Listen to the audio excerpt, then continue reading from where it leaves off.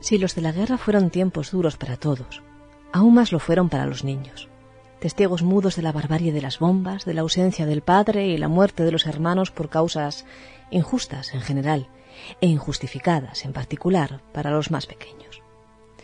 Cuando acabó la contienda, o al menos cuando acabó parcialmente, cualquier intento de recuperar la normalidad de la vida cotidiana sería liderado y deformado por los vencedores, que llegaron a politizar incluso a los Reyes Magos. De toda aquella larga y difícil posguerra, empero, no solo salieron cosas malas. ¿Alguna vez, por ejemplo, se ha parado a pensar el oyente de este podcast, por ejemplo, cuál es el origen del mensajero real Aliatar? Y la razón de que, más allá de los picos de Europa, ese nombre, aunque árabe, suene totalmente a chino?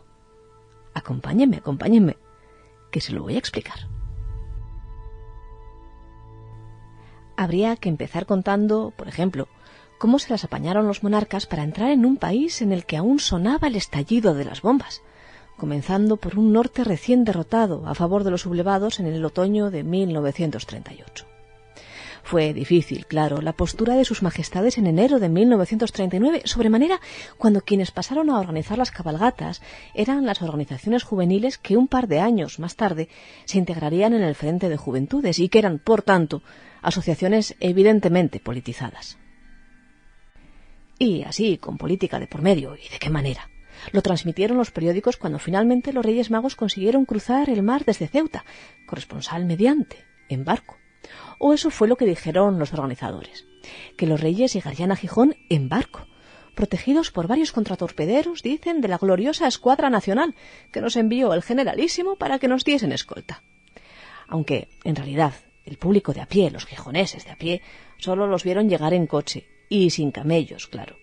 Dijeron los monarcas que aquellos animales rehuían del clima húmedo del norte de España. Claro, los pobrecitos están acostumbrados al clima seco del África y seguramente se constiparán, y habría que ver a los camellos desfilando por todo Gijón, dijeron los periódicos, tosiendo y estornudando. Eso diría muy poco de la seriedad y majestuosidad que tiene que presidir la cabalgata, que estuvo aquel año protagonizada por caballos. El primer mensaje de los reyes, háganse cargo, transmitido en directo por radioemisora de Gijón, fue una oración fúnebre dedicada a un flecha de 11 años muerto el año anterior, en 1938. Aún es más, Voluntad, el órgano de la Falange en la villa de Jovellanos, llegó a transcribir muy a su manera de las palabras del rey Gaspar que tampoco nosotros los Reyes Magos podemos visitar a otros hermanitos vuestros que sufren hambre y dolor en la zona roja, como vosotros lo sufristeis hace 2 años. Pero el año que viene sí los visitaremos a todos, porque el jefe de todos los ejércitos de España, que es un genio mayor que todos los demás del mundo y que se llama Franco. La cabalgata de 1939 se cerró, en fin, en aquel Gijón entristecido por el humo y el retumbar de las armas de fuego y de la politización de los eventos para los más pequeños, con un canto masivo del cara al sol. Así eran los tiempos, grises. Grises, aunque a muchos niños, en cuenta del gris de la posguerra, les daba más miedo, y así sería durante toda la década de los 40, el tinte negro del betún de la cara de Baltasar. Baltasar es el más simpático, es el negrito, con un alma y unos dientes muy blancos, unos labios rojos y gruesos para besar, con el pelo ensortijado a lo abisinio, y una barbita pequeña y rizada y un gran fulgor en los ojos. ¡Qué bien valdría para hacer la guardia a nuestro Generalísimo! Así reza un texto de Fray Mauricio de Begoña, que era censor religioso, y que se publicó en 1943 con obvio afán adoctrinador, ya lo ven, pero sobre todo con el objetivo de dulcificar la imagen del rey Baltasar, con quien era frecuente que los niños de posguerra montasen en absoluto pánico.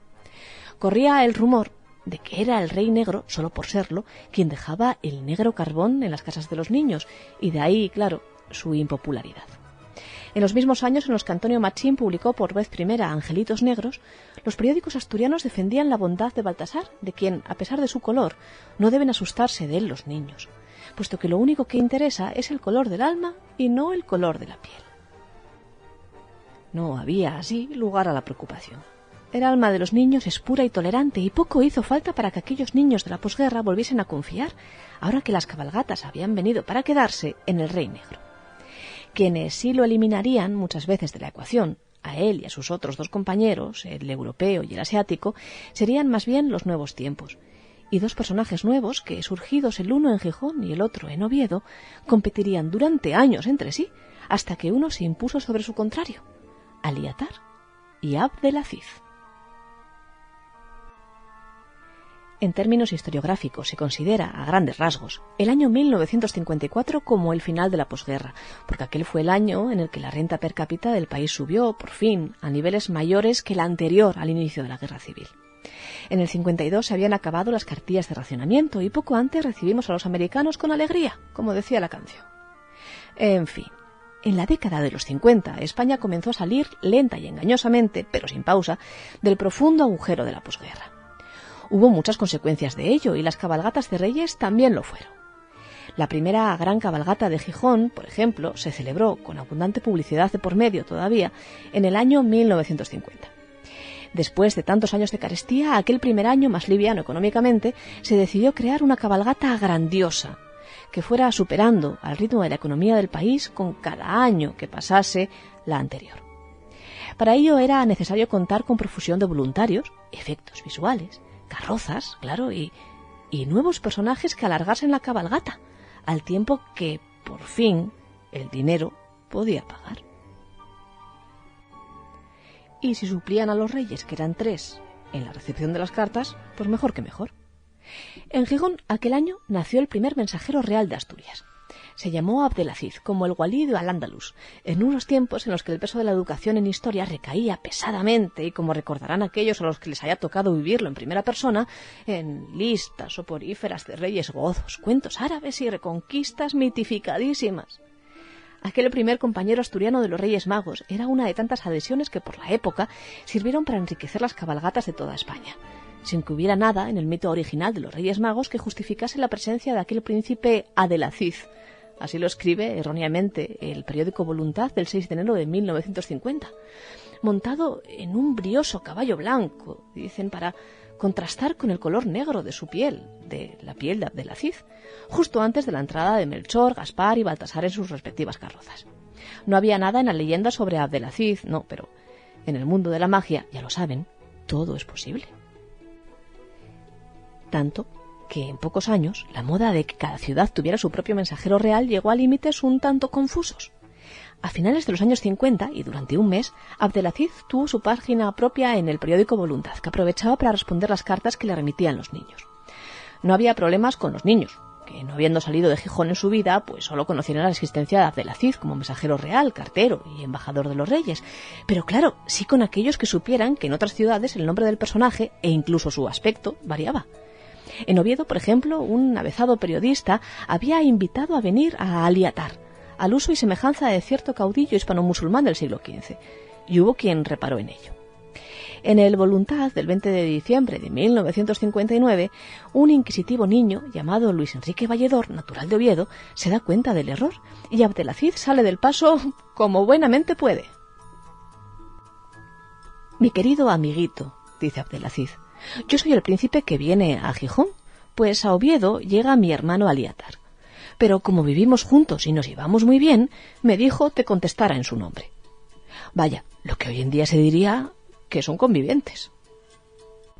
No se sabe por qué razón en el imaginario colectivo pegó con más fuerza la imagen del mensajero Carballón, Aliatar.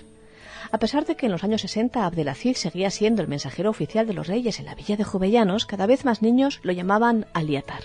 Y la fama de este se popularizó de tal manera que comenzaron a pedir su presencia en comercios, centros juveniles y, en definitiva, en tantos sitios a la vez que la situación se llegaría a hacer insostenible. Se había de contar con demasiados aliatares como para que se respetasen entre sí los horarios, la vestimenta o incluso el color de la piel. El 11 de enero de 1960, un periodista un tanto crítico firma, bajo las iniciales L.A.Z., una encendida columna en la Hoja del Lunes, en su edición ovetense, criticando el descontrol reinante en las pasadas fiestas navideñas. Dice, puede Aliatar hablar por la radio, recibir a los niños en un comercio y salir a la cabalgata, puede, pero coordinadamente. Si no, a los padres les resulta imposible explicar razonadamente a los críos que Aliatar hable por la radio mientras desfile por la calle y que existan un Aliatar negro y otro blanco. Es que la magia es muy difícil de explicar desde el mundo de los adultos, casi imposible. Lo que ocurrió, en fin, fue que la popularidad de Aliatar llegó a tal extremo que produjo la sorpresa y consecuente salida del anonimato de su creador, o de su invitador, más bien, de quien lo había invitado a Asturias, un periodista ovetense que el 1 de enero de 1962 firma para la hoja del Lunes como J.F.B. sin dejar duda alguna acerca de la procedencia del mensajero, al que conoce tan bien, tanto como si él mismo lo hubiera parido, titulando la columna Aliatar reclama su total vinculación a Oviedo, su ciudad natal. Suponemos, en tanto en cuanto, mucho más de medio siglo después, Aliatar recorre todas las ciudades de España sin que nadie sospeche ni remotamente de su origen ovetense, que los deseos del buen L.A.Z., compartidos también por J.F.B., no llegaron nunca a ser satisfechos. Aliatar sigue siendo indistintamente joven o viejo, africano de piel oscura, árabe de piel cobriza o europeo de barba blanca, y visitando a la vez centros comerciales, escuelas o plazas públicas. A los niños, que ya no lloran con su piel oscura, ni con la de Baltasar, ni con la de nadie, como ha de ser, no es que les importe mucho esta incongruencia. Ténganlo en cuenta. A fin y al cabo, somos solo los adultos quienes nos preocupamos por dotar de caracteres personalísimos o de caballos que contrasten con la piel o incluso de política a quienes en realidad son solo, y ni más ni menos, magia. Pura magia, como la de esta noche.